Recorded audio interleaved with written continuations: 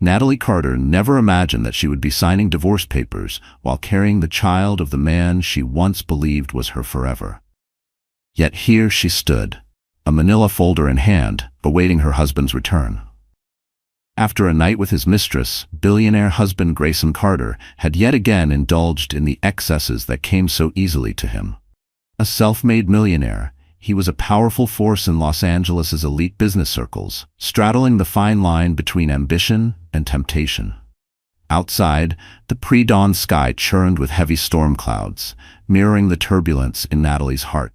The fairy tale she had once cherished had crumbled the moment she discovered his betrayal. What followed was a story of heartbreak, betrayal, and a woman's relentless pursuit of her dignity.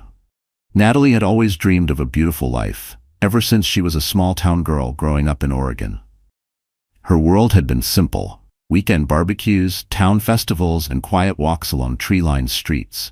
But even in those humble surroundings, she had nurtured a fierce ambition.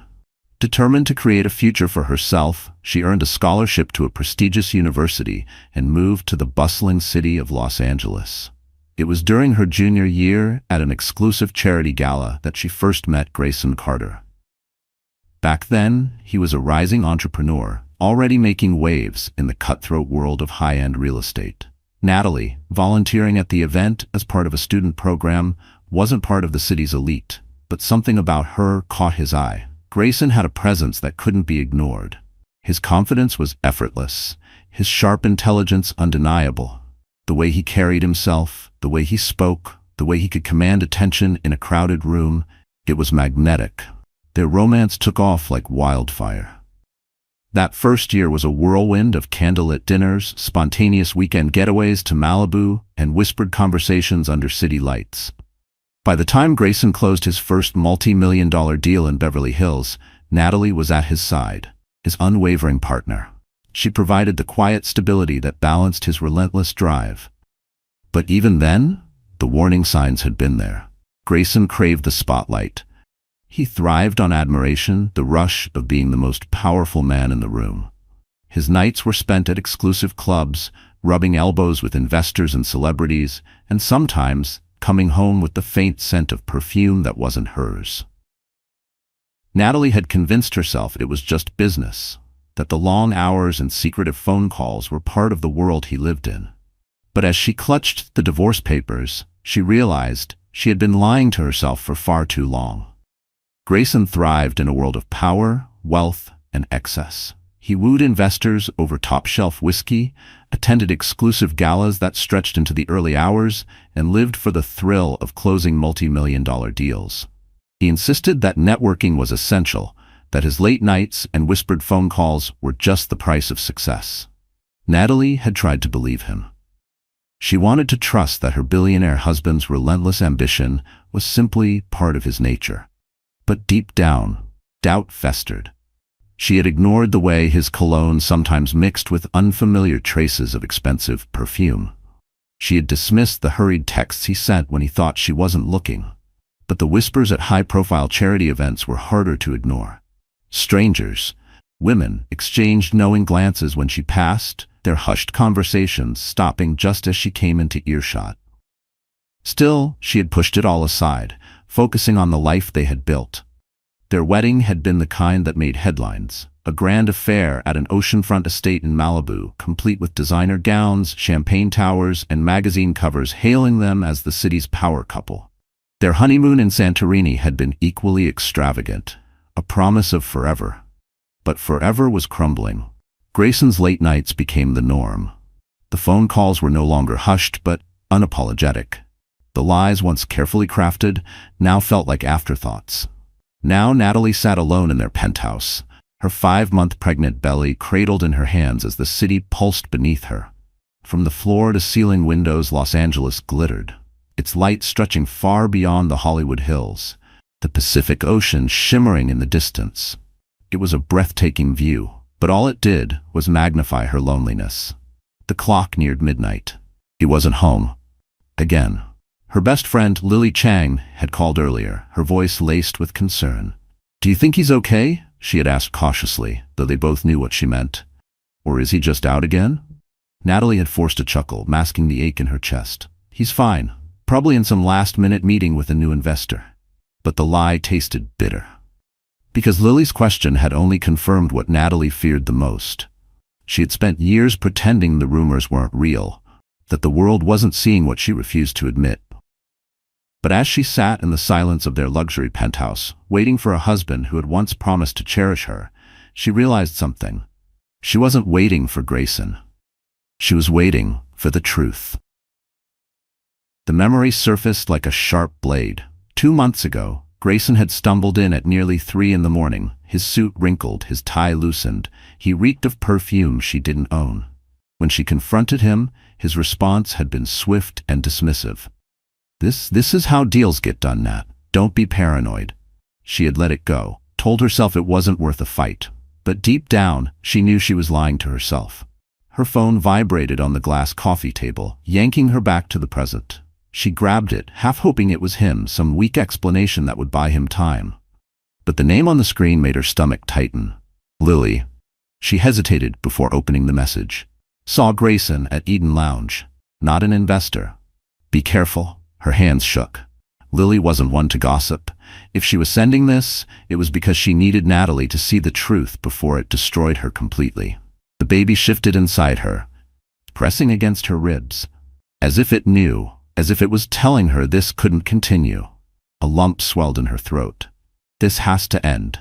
Her fingers curled protectively over her belly. A pregnant wife shouldn't have to wonder where her billionaire husband spent his nights. Slowly, she pushed herself up from the couch and walked across the penthouse, the marble floors cold against her bare feet. In the master bedroom, she opened the walk-in closet. Behind rows of designer bags and neatly arranged shoeboxes, a manila envelope lay waiting. Inside were the divorce papers. She had met with her lawyer days ago, had gone over every clause, every asset division. The only thing missing was her signature. She had prayed she wouldn't have to use them, that Grayson would wake up before it was too late. But that night, alone in their luxury penthouse, she knew the truth.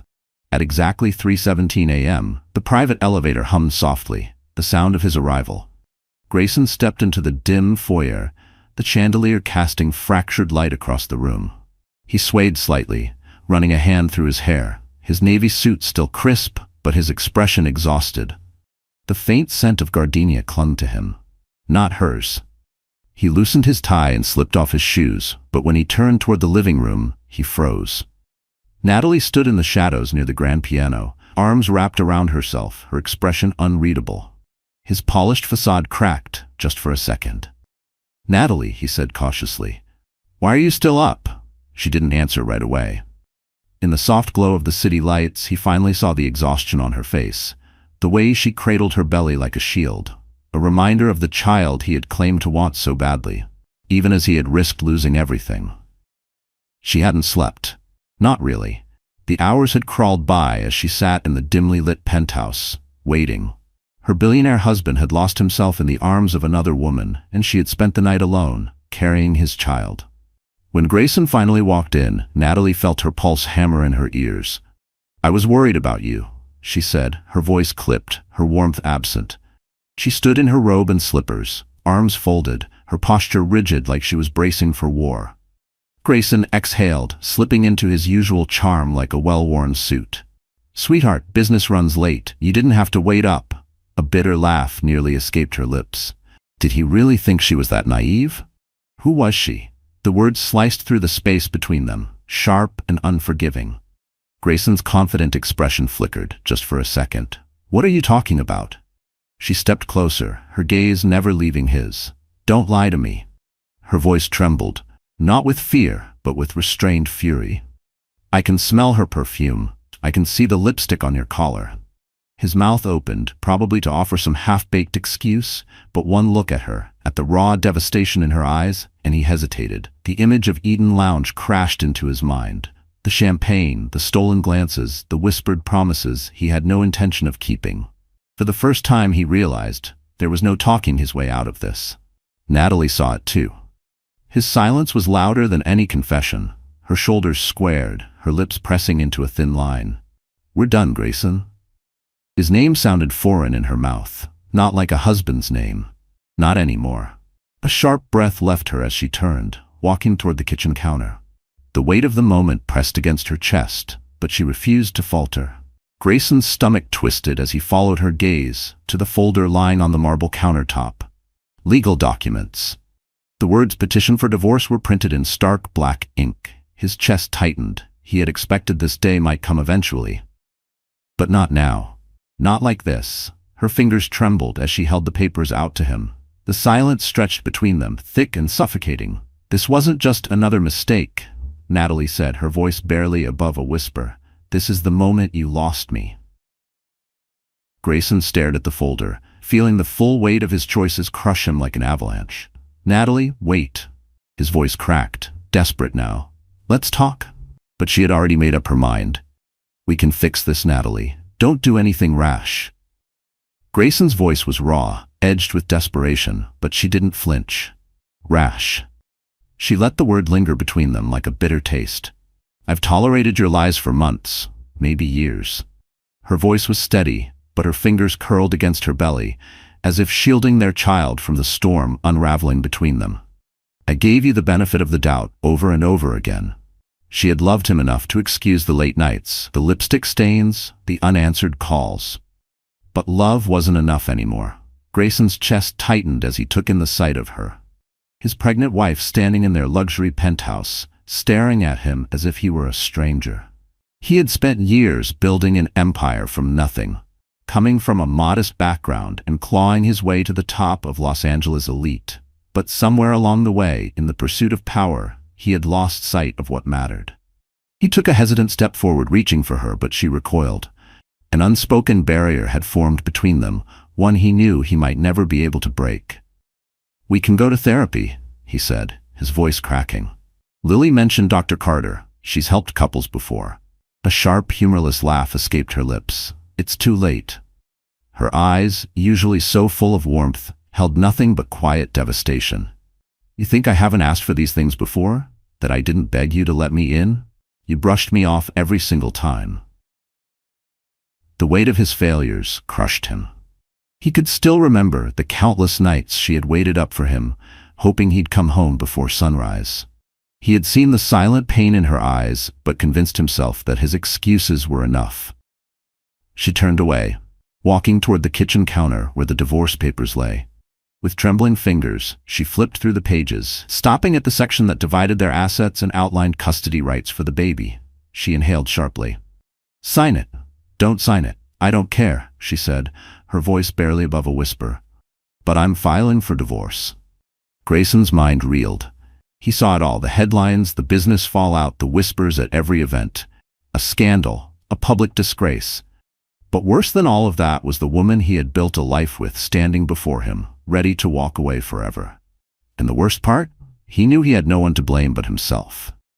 Grayson had spent years negotiating impossible deals, bending people to his will. But now, standing before his wife, he was at a loss. His phone vibrated on the coffee table, its screen flashing with a message. Natalie's gaze flickered toward it, and in that instant, her expression twisted with understanding. She didn't need to see the name. She already knew. A shaky breath escaped her as she willed herself not to cry. "Do you have any idea?" she said, her voice low but laced with fury. "How cruel this is. The worst possible time to do this to me." Her hand rested on her belly, a subconscious act of protection. A pregnant wife should never have to wonder if her billionaire husband is coming home to her or someone else. Grayson took a hesitant step forward, his confidence finally failing him. "I know," he murmured. "I know I was stupid, Natalie. I let everything get out of control. The business, the success, the attention. It consumed me, and I lost sight of what really mattered." She let out a bitter laugh, folding her arms. "Now you realize?" The city lights shimmered behind them, mocking the wreckage of their marriage. "All those nights I waited, all those times I begged you to tell me the truth, and you think standing here, admitting it now, will somehow make it better?" A flicker of something unfamiliar passed through his eyes. Helplessness. "I've destroyed us." His voice cracked, his hands balling into fists at his sides. "I see it, and I hate myself for it." For a moment, something inside her wavered. The old, hopeful part of her, the part that had loved him so deeply, wanted to believe there was still a way forward, that if she let him hold her, they could pretend none of this had happened. But she wasn't that woman anymore. She had learned too much, endured too much, to fall for that fantasy.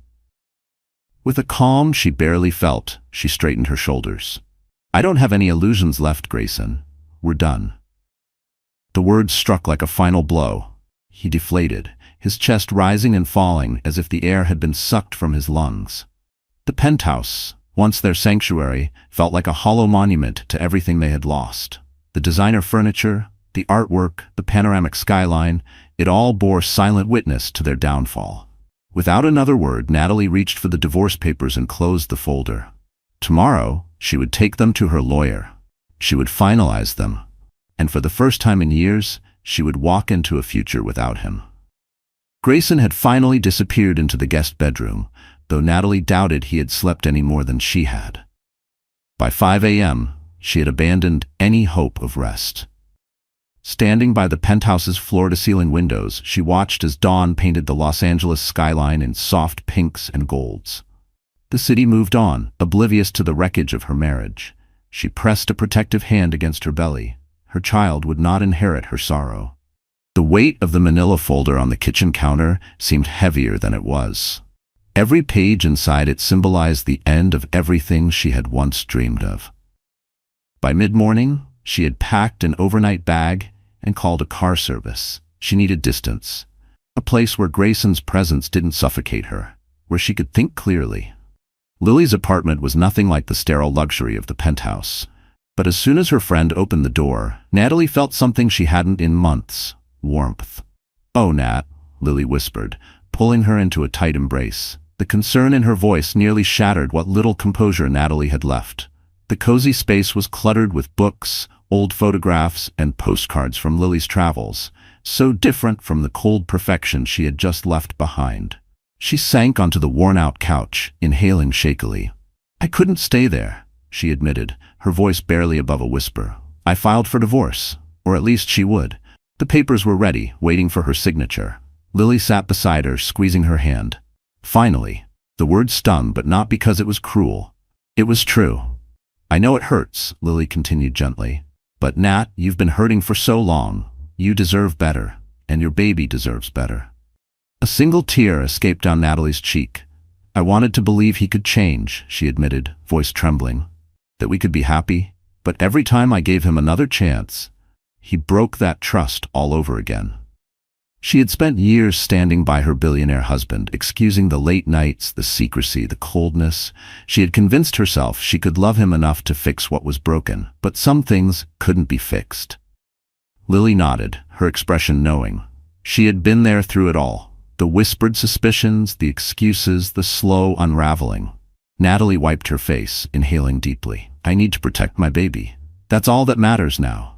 And as she sat in her best friend's apartment, finally away from the shadows of her old life, she realized she wasn't just leaving Grayson. She was reclaiming herself. Natalie sighed, pressing a hand against her belly, feeling the gentle kick of her child. "I have to protect my baby first. That's all that matters now." Lily gave a reassuring nod. "You can stay as long as you need. We'll figure this out." Natalie exhaled, the weight of uncertainty pressing down on her. "I need to speak to my lawyer about custody and support. Grayson might try to manipulate the situation." Lily frowned. "You know he will." Natalie's stomach twisted. Her billionaire husband had always known how to wield power, not just in business but in every aspect of life. His wealth, his connections. He had the resources to fight her at every turn. "I won't let him dodge his responsibilities," she said, her voice firm. "But I also don't want my child growing up in a broken home." Her words hung in the air, heavy with conflicted emotion. Lily squeezed her hand. "You've already made the hardest decision, Nat. Now, you just need to follow through." Less than 24 hours later, Natalie found herself standing inside one of Los Angeles' most prestigious law firms, the weight of her decision solidifying with every step. The sleek marble floors and floor-to-ceiling windows reminded her too much of the penthouse she had left behind. Cold, powerful, and built to intimidate. She clutched the manila folder against her chest as an assistant led her into a spacious office with glass walls overlooking the bustling city streets. Rebecca Delgado, a sharp-eyed attorney in her early 40s, greeted her with a firm handshake. "Natalie," she said, her voice warm but all business. "I've gone over the preliminary paperwork. Given your husband's net worth, we can petition for substantial alimony and child support." Natalie swallowed the lump in her throat. "I'm not looking to ruin him, but I can't trust him to be responsible, especially financially. My child comes first." Rebecca nodded, folding her hands neatly on her desk. "Agreed. The next step is filing the official petition for divorce. We'll cite infidelity as grounds, supported by any evidence you have." Natalie's thoughts drifted to the late-night messages, the whispered warnings from friends, the photos she never wanted to see. She had never planned to drag her personal life into a courtroom, but she no longer had the luxury of pride. "I have evidence," she admitted quietly. Rebecca's expression remained steady. "Good. It will help. We need to make sure Grayson doesn't try to strong-arm his way out of this." Natalie tightened her grip on the folder. She wasn't just walking away. She was preparing for battle. "I've got a paper trail," Natalie admitted, her voice steady despite the lump in her throat. "I hoped I wouldn't need it, but here we are." Rebecca nodded, her sharp gaze unwavering. "I'll need full access. Bank accounts, real estate, assets, medical records for the baby. Anything that helps paint the full picture." Natalie swallowed, gripping the armrest of her chair. "That's fine. Whatever it takes." Rebecca leaned forward. "Are you staying with Lily for now?" Natalie wiped away a stray tear. "Yeah. I can't go back to the penthouse. I can't face him." Rebecca's expression softened. "I understand, but legally, Grayson still has rights to the property unless the court orders otherwise. Emotional distance isn't always recognized in family law."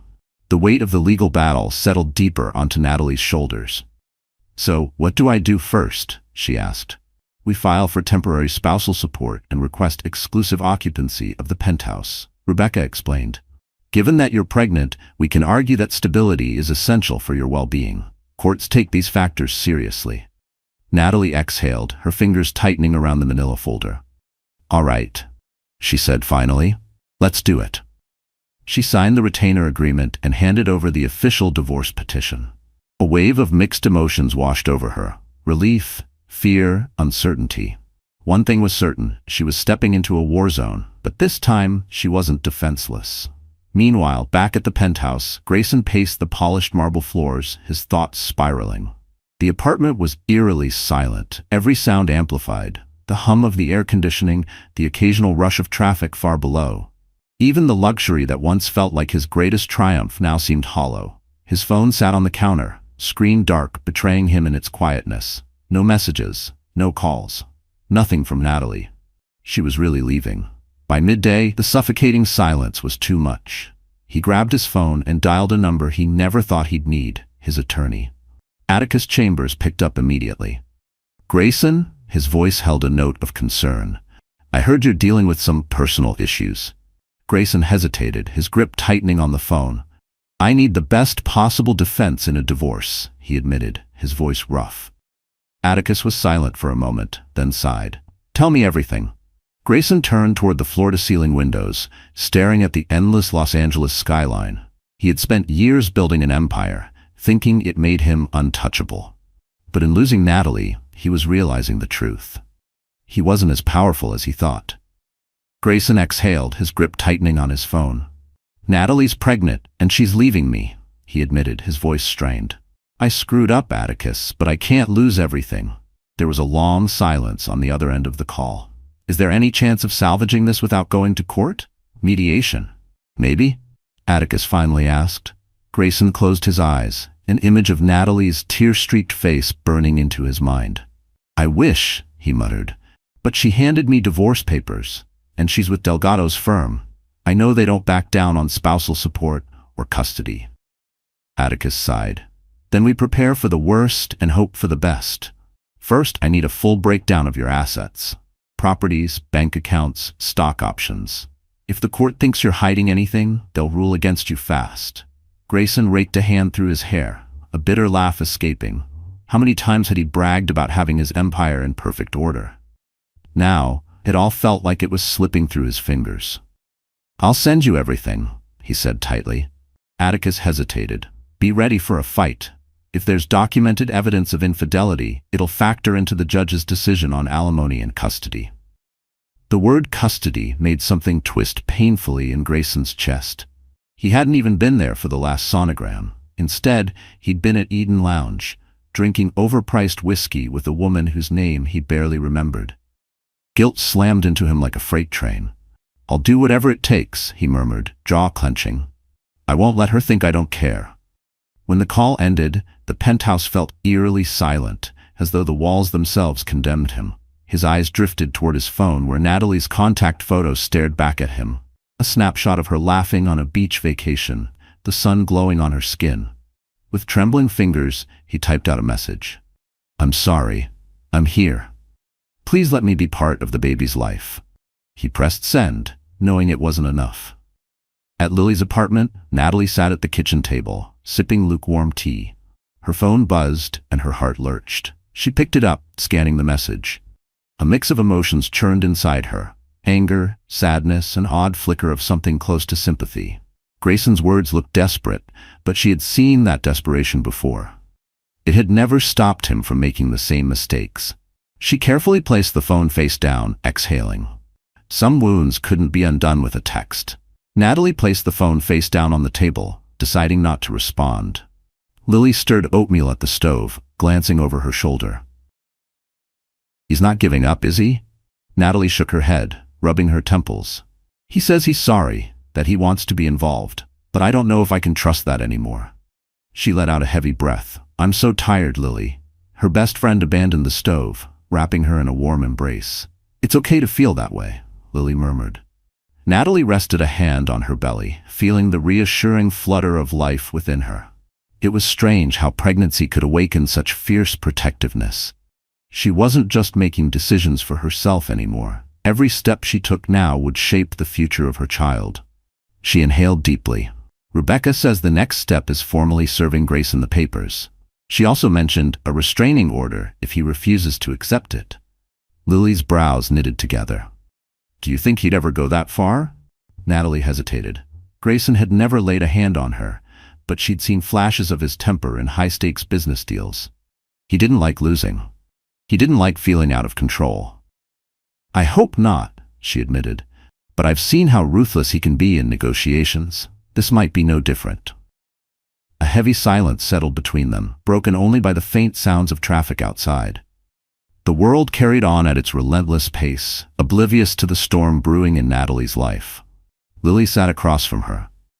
"Have you told your mom yet?" Natalie's chest tightened. Her mother, Margaret Carter, lived in the same quiet Oregon town where Natalie had grown up. She adored Grayson, bragged about him to every neighbor. "I can't bear to break her heart," she whispered. "She thought I found my prince." Lily offered a sad smile. "Better to tell her than to keep it bottled up. You could use her support right now." Natalie nodded slowly. She would need her mother's unwavering love to get through the legal battle ahead. For now, she focused on grounding herself. She sipped her tea, rehearsing how she'd stay composed when the real storm hit: lawsuits, property disputes, custody battles. Above all, she vowed never to compromise her child's safety, no matter how remorseful her billionaire husband became. 2 days later, as Los Angeles' unpredictable weather shifted between sunshine and rain, Natalie prepared for the next step: serving Grayson the papers that would sever their marriage for good. A heavy downpour turned Los Angeles sidewalks into shimmering rivers, but Natalie was determined to keep her prenatal appointment. She clutched a black umbrella, navigating the wet pavement carefully, her heart pounding harder with each step. Grayson had once attended these appointments with her, at least in the beginning, but that was before everything fell apart. Now, she was on her own by choice, and she forced herself to steady her nerves as she stepped through the automatic doors of the hospital. The bright fluorescent lights, the murmur of receptionists checking in patients, it all felt jarringly normal. She gave her name at the front desk and sank into a chair, ignoring the occasional curious glance from strangers. She knew why they stared. Her billionaire husband's fall from grace had been splashed across headlines for weeks, their once envied marriage reduced to tabloid gossip. "Miss Carter?" A nurse called her name, slightly mispronouncing it in haste. Natalie exhaled sharply. She might not even carry that last name for much longer. In the exam room, she settled onto the cushioned table, waiting for Dr. Naomi Carter.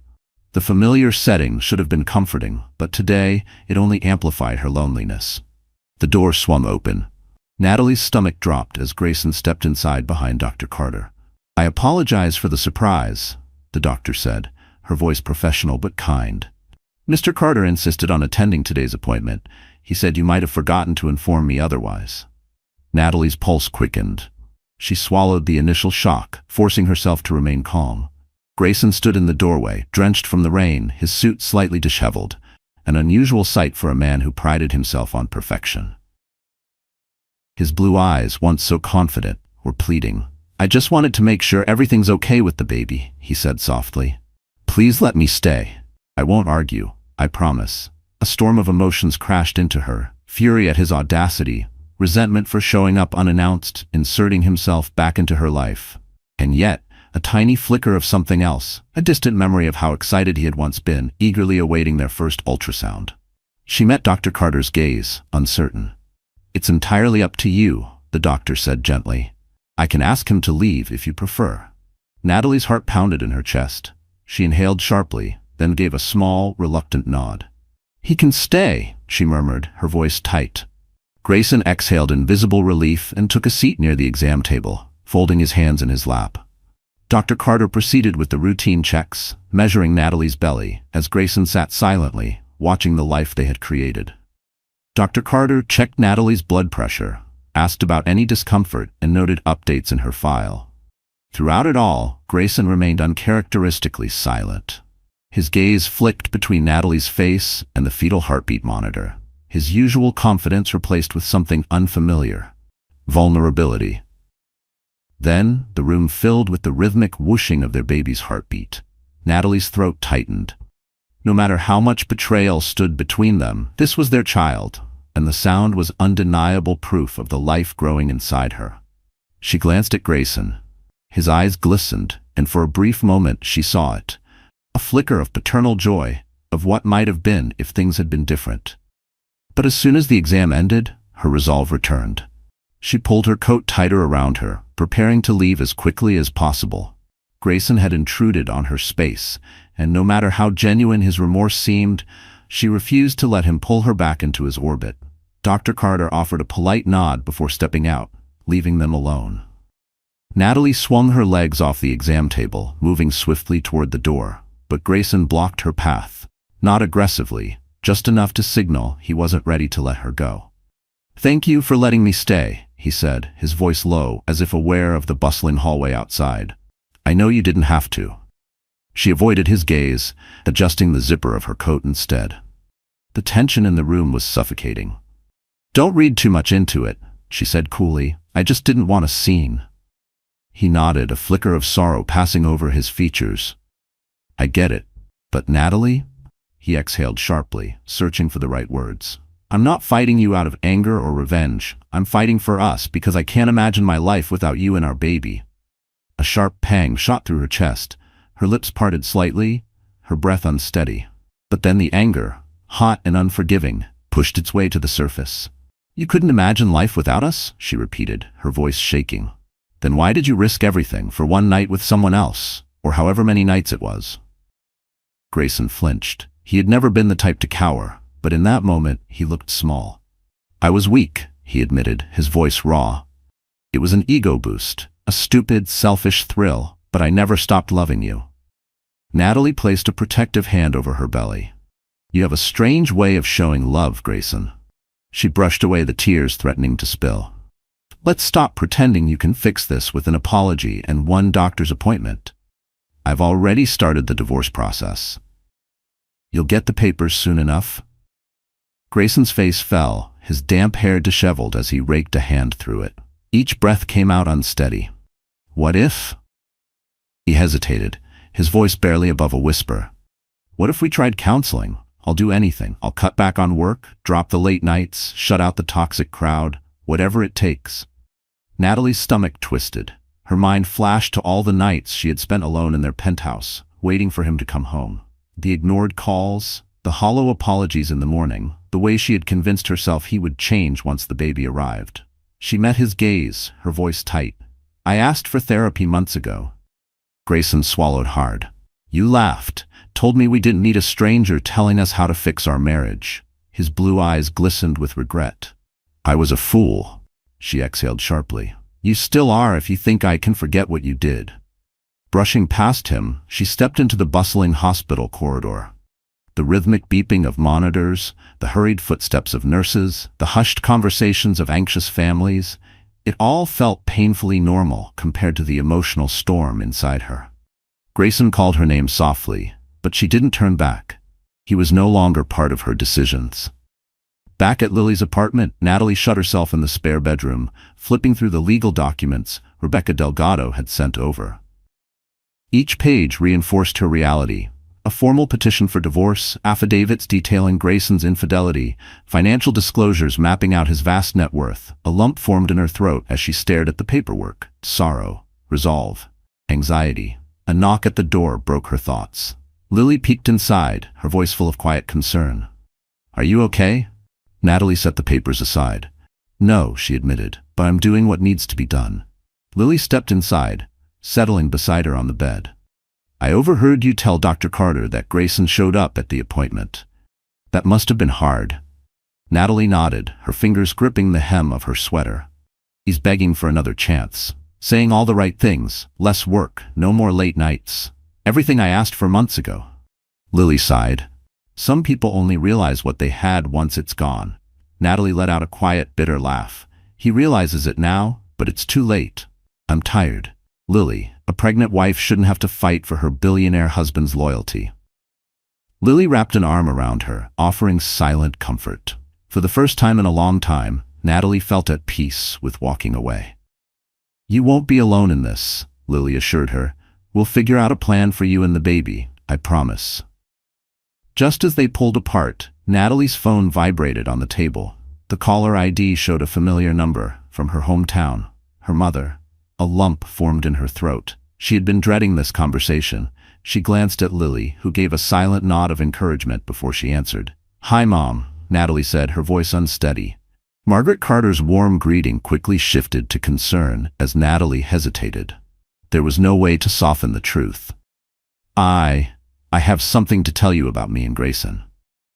As Natalie explained, her voice trembling, her mother's shock was palpable, even through the phone. "How long has this been going on?" Margaret asked, her voice breaking. "Why didn't you say something sooner? Is there any chance of working things out?" Each question struck like a fresh wound, another reminder of how much she had kept buried. By the time the call ended, her mother was crying. "Come home, sweetheart," she pleaded. "We'll figure this out together." Natalie swallowed hard. "I'll think about it," she promised, though the idea of leaving Los Angeles, the city she had fought so hard to make her own, felt impossible. After she hung up, she sank against the wall, tears slipping down her cheeks. The weight of her mother's disappointment, the avalanche of legal decisions, the uncertainty of her baby's future, it all crashed over her at once. Lily gently placed a hand on her shoulder. "Storms never last forever," she said softly. Outside, thunder rumbled in the distance, echoing the turmoil in Natalie's heart. And yet, through the grief, she clung to one undeniable truth. She was free. Free to build a life without deception. Free to step into the unknown, no matter how terrifying it seemed. 2 weeks passed. Los Angeles remained unchanged, fast, relentless. But for Natalie, everything had shifted. She had settled into a routine at Lily's apartment. Morning walks to ease her pregnancy aches, afternoons spent reviewing legal briefs with Rebecca Delgado, evenings curled up on the couch, her mind bouncing between worry and anticipation. Rebecca had scheduled a mediation session, a required step before finalizing the divorce. A chance for both parties, along with their attorneys, to negotiate outside of court. Natalie's emotions were mixed. She dreaded facing Grayson again, but if this meant closing the door on their past for good, she was ready. On the morning of the mediation, Natalie stood in front of the mirror in Lily's bedroom, smoothing down the fabric of her navy maternity dress. It was simple, professional, offering both comfort and quiet confidence. She placed a hand on her stomach, exhaling slowly. A gentle kick pressed against her palm, as if reassuring her. "We'll get through this," she whispered. At the mediator's office, a sleek, minimalist suite in a downtown high-rise, Natalie arrived with Rebecca. The receptionist led them into a spacious conference room with a glass table and black leather chairs. The massive window overlooked the bustling Los Angeles skyline, a reminder that life continued, indifferent to personal wars. Grayson was already seated on the opposite side of the table, his attorney, Atticus Chambers, beside him. He stood when he saw her, a flicker of hope and regret passing through his eyes. She didn't meet his gaze. Instead, she focused on placing her purse neatly on the chair, anchoring herself in small, deliberate actions. The mediator, Daphne Morales, a composed woman with years of experience in high-profile divorce cases, began the session. Respect, honesty, a genuine willingness to negotiate, she stated calmly, setting the tone. Rebecca spoke first, laying out Natalie's terms. Divorce on the grounds of adultery, emotional neglect, and the need for financial security for both mother and child. She requested substantial alimony, child support, and exclusive occupancy of the penthouse for a year after the baby's birth. Grayson's jaw tightened slightly, but he didn't interrupt. When Atticus responded, his voice was measured. He acknowledged Grayson's infidelity, but downplayed it as a momentary lapse, urging Natalie to consider reconciliation. Then came the counteroffer.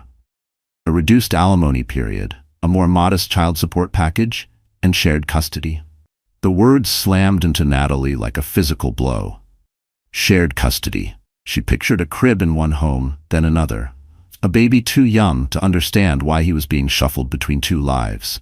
Her fingers tightened around the edge of the table. Each hour crawled by as offers and counteroffers were exchanged. Several times, Grayson attempted to speak directly to her, but Rebecca firmly redirected him back to the process. The tension in the room was suffocating, broken only by Daphne's steady voice, guiding them toward compromise. By late afternoon, a tentative agreement emerged. Grayson would provide a substantial monthly support sum. Natalie would stay in the penthouse for a year. After that, the property would be sold and the proceeds split. It wasn't everything she wanted, but it was a step toward freedom. Grayson pushed for joint legal custody, wanting a say in every major decision regarding their child. The thought made Natalie's stomach twist. She knew their baby deserved a father, but the idea of constantly negotiating parenting choices with a man who had repeatedly betrayed her trust was suffocating. They left the mediation drained. No final agreement reached, but at least the framework of a settlement had taken shape. Inside the elevator, Natalie exhaled shakily, leaning against the cool metal wall. She felt as if she had run a marathon, physically, emotionally, mentally. "This is just the beginning," Rebecca cautioned, adjusting the stack of legal documents in her arms. "But the fact that they're negotiating is a good sign." Natalie nodded, placing a protective hand over her belly. For the first time, she glimpsed an end to this emotional battlefield. Whether Grayson would honor his promises or manipulate the system remained to be seen, but one thing was certain. She would never again sacrifice her dignity or her child's well-being for the sake of her billionaire husband. Over the next month, negotiations continued through an exhausting cycle of emails, phone calls, and in-person meetings. Each revised draft of the divorce settlement inched them closer to resolution. One neither side was entirely happy with, but both could tolerate. Grayson, however, still clung to the hope that through these interactions he could change Natalie's mind. But every time he tried to make it personal, to remind her of their past, to plead for another chance, she calmly redirected him back to the legal process. This was not marriage counseling.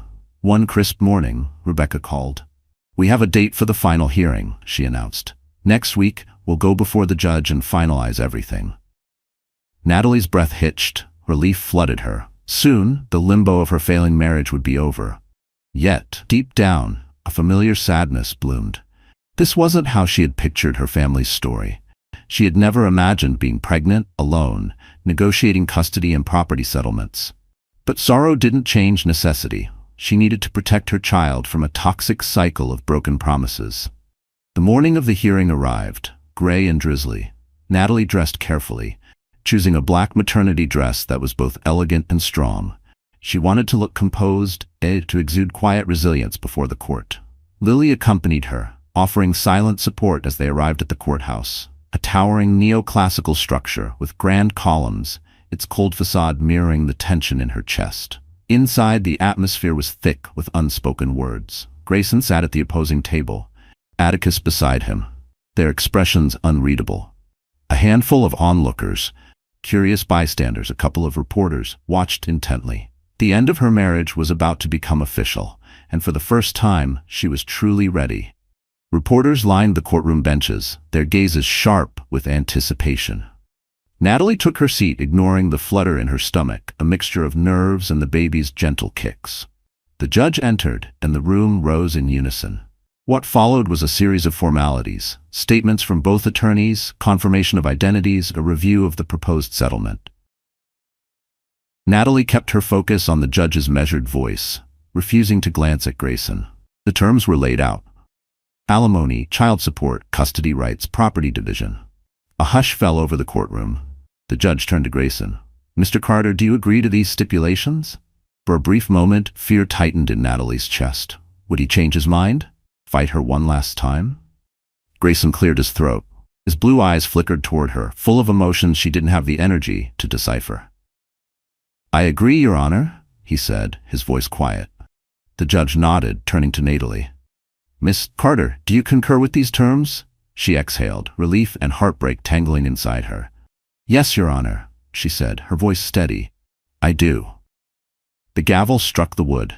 With that single motion, the legal dissolution of their marriage was set in motion. A bright flash burst from a reporter's phone, capturing the final moment of a once-envied union. The judge closed the proceedings and exited the bench, leaving Natalie and Grayson to navigate the crowded hallway. For the first time in what felt like forever, she met his gaze. Pain was there, raw and undeniable, but they had chosen this road, he through betrayal, she through self-preservation. A solitary tear slipped down her cheek.